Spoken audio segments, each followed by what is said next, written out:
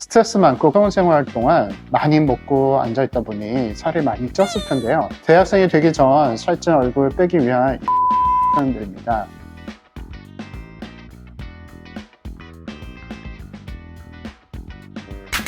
안녕하세요, 원장님. 안녕하세요. 공휴일도 없는 11월에 가장 큰 빅 이벤트가 뭔지 아시나요? 혹시 수능? 맞습니다. 얼마 전에 수능이 끝났잖아요. 수험생들도 상담을 많이 오나요? 그렇죠. 외모에 정말 관심이 많을 때다 보니 수능 끝나신 분들의 상담이 꽤 많은 편이에요. 꽃다운 20살을 준비하는 분들이 미리 받아두면 좋은 시술이 있을까요? 여드름이 고민분들도 있고 흔적이 고민분들도 있을 거고요. 요즘은 자꾸 갸름한 얼굴에 관심이 높아서인지 얼굴의 볼륨감을 줄이는 상당히 많더라고요. 대학생의 꿈을 안고 한층 미모를 뽐내는 시술 탑3에 대해서 말씀드릴게요. 첫째, 스트레스 많고 회원 생활 동안 많이 먹고 앉아있다 보니 살이 많이 쪘을 텐데요. 대학생이 되기 전 살찐 얼굴 빼기 위한 인모들을 추천드립니다. 두 번째, 외모에 관심이 부쩍이나 가지실 텐데요. 가장 이뻐지고 싶은 나이라 가장 큰 변화가 줄 수 있는 쌍꺼풀 수술. 셋째, 호르몬이 완성한 시기라 얼굴에 여드름이 많이 생겼을 텐데 피부가 깨끗해야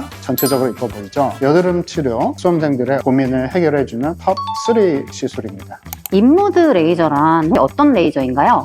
보주파 레이저이고요. 인모드 중에서도 크게 두 가지 방식이 있거든요. 하나는 미니 FX, 포르마가 있어요. 미니 FX는 지방을 흡입을 해서 전압을 쏘게 되는데 그러면서 지방을 없애주는 원리거든요. 포마 같은 경우에는 얼굴의 탄력과 붓기를 없애주는 역할을 합니다. 인모드 레이저의 대표적인 효과는 무엇일까요? 크게 세 가지라고 생각하시면 좋은데 하나는 지방 감소, 두 번째는 붓기 감소, 세 번째는 콜라겐 합성을 통해서 피부에 탄력을 키워주는 이런 세 가지 효과가 있습니다. 인모드는 어떤 사람에게 더 효과가 좋을까요? 얼굴 이중턱에 지방이 많으면서 턱선이 무너져 있고 얼굴에 붓기가 많은 분들에게 적극적으로 추천드리고 싶습니다. 인모드 레이저는 어느 정도 간격을 두고 받아야 할까요? 2주 간격을 하는 걸 추천을 드리고요. 보통 한 3회 정도인데 지방이 많으신 분들은 횟수가 더 필요할 수도 있습니다. 또 인모드 받으신 후에 바로 일상생활을 하실 수 있나요? 일상생활은 충분히 가능하고요. 단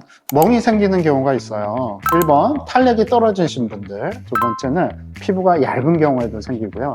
세 번째는 피부가 민감한 경우, 네 번째 여드름 흉터가 많으신 분들에게 멍이 들 확률이 큽니다. 다양한 레이저 시술들이 있는데 수험생 분들에게 인모드를 추천하시는 이유가 있을까요? 지속적으로 공부를 하면서 음식을 섭취하고 운동을 할 수가 없는 상황이기 때문에 얼굴에 붓기가 좀 많으실 거예요. 미니FX에서 한 번, 포르마에서 한 번, 보주파가 2번 정도 나오기 때문에 콜라겐 합성을 유도를 하고 탄력을 키워주는 시술이라서 얼굴에 림프를 자극시켜서 얼굴에 붓기를 빼주는 효과도 있기 때문에 수험생들에게는 적극적으로 추천드리고 싶습니다. 선생님, 그리고 두 번째로 추천해 주신 게 네. 쌍꺼풀 수술이었어요. 네. 쌍꺼풀 수술을 추천하시는 이유는 뭔지. 눈은 얼굴의 핵심 부분이죠.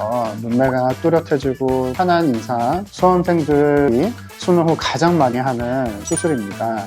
쌍꺼풀 수술에는 크게 두 가지 방식이 있거든요. 자연스럽게 하는 매몰법이 있고요. 지방이 많고 피부 자체가 두꺼워진 경우에는 절개법으로 통해서 수술을 하게 됩니다. 마지막으로 여드름 치료를 추천해 주시는 이유는 뭘까요? 수험 생활 동안 받은 스트레스와 호르몬에 의해서 피지 분비가 활성화되어 여드름이 많이 나오는 시기입니다. 피부가 깨끗해 보이지 않고 예뻐 보이진 않아요. 대학생 되기 전 여드름 관리를 통해 깨끗한 피부를 갖는 게 수능생들의 필수 시술 세 번째라고 생각합니다. 여드름은 종류에 따라 다양한 치료법이 있는데요. 외과적 치료, 약물요법, 바르는 약, 진정관리 등이 있습니다. 충분한 상담을 통해 피부 타입에 따른 치료법으로 들어가게 됩니다. 외과적 치료에 있어서는 염증 주사나 여드름 압출, 레이저 시술 등이 있고요. 최근에 많이 하는 레이저 시술은 에스토존 골드 PTT라고 일상생활에 거의 영향 주지 않으며 기존에 시술하던 PTT에 비해서 자외선 영향이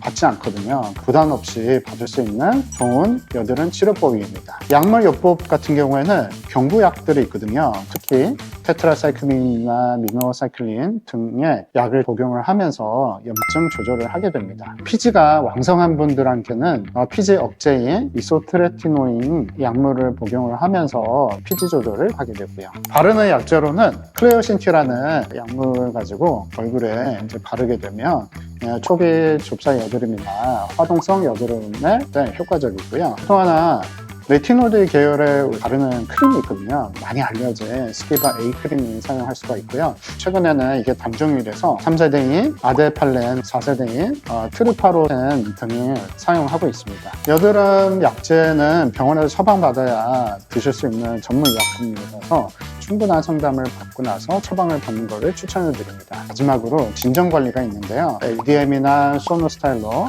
또는 크라이오 등 여드름 자체를 가라앉혀주는 시술들을 할 수가 있습니다. 지금까지 수험생분들이 가장 원하고 많이 하고 있는 시술 3에 대해서 한번 설명을 드렸고요. 그동안 입시로 인해서 고생 많으셨던 분들 격려와 응원을 보내면서 인사드리겠습니다. 수험생들 파이팅입니다. 지금까지 닥터 리뉴얼 양원장이었습니다. 감사합니다.